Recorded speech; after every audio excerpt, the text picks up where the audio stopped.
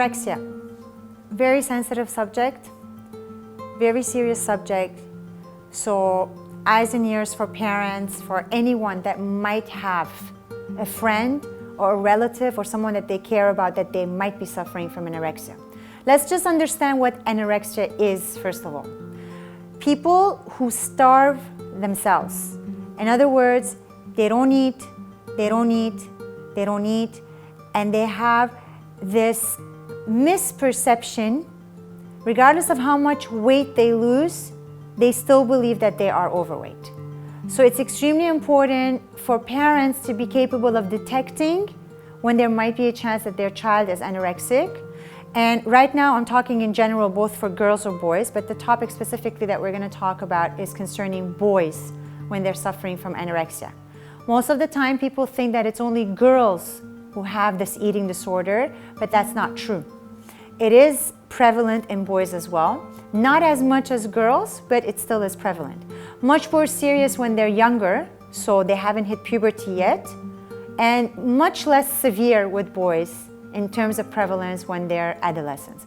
So basically we're talking about for every 10 girls, we've got a boy that is anorexic, and for every, if we're talking, this is adolescence, for every, for example, if we're talking between the ages of 8 and 12, for every, let's say, 7 to 8 girls, we've got about 4 boys that might be anorexic. So it's not a joke. Now, what actually happens? What are the problems with it? It has environmental background where the family's involved in it. It has a social background. It's got a genetic background, and it's got an indigenous background.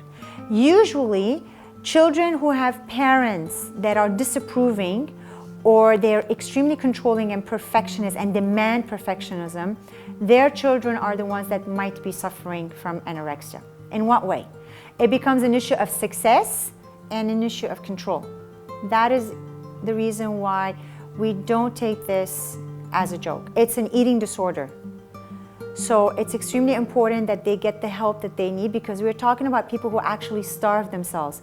There are a lot of medical problems associated with it, heart problems, bone density, sicknesses, all sorts of things that could make their lives extremely problematic.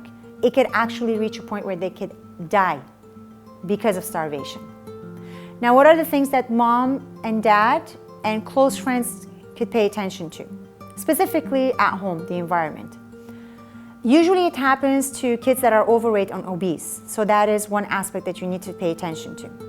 If they stop sharing meals with you, if they don't want to be involved, for example, in tasting, if you see them exercising too much, if you see them not spending enough time with you, especially when we're talking about meal times, if you don't see them spending time with their friends, if you see them drinking a lot of water, they pick the food that they eat. So you're talking about no fat, having yogurt, or all types of food that are no fat, no junk food, any of that sort.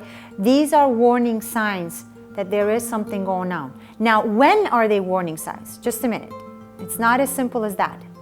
You have to be extremely careful that there are times when adolescents go through periods of time when they're not in the mood to eat.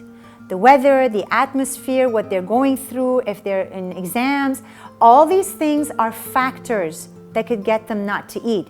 So not just because your kid is not participating in doing these things for a period of time, you suddenly start saying that they're anorexic or they're having a problem with anorexia.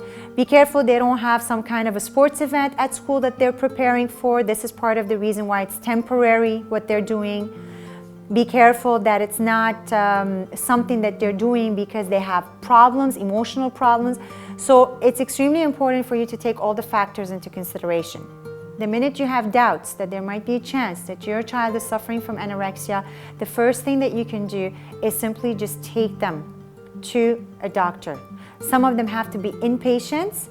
Very often, outpatients are the ones that could have successful treatment. But most of the time, they have to be inpatients because they have to be reconditioned to eating again and to actually start learning to eat again. When we're talking about treatment plans, it all depends on the severity of the case. It could be from 2 years all the way up to a lifetime. Remember, the sooner you are capable of finding out that your child might be suffering from anorexia, the easier it is for them to be able to bounce back from it. Now, a note to the parents, please try as much as you can. If your kids are going to have bad grades and things are going to happen, it's going to happen whether you are perfectionists or not.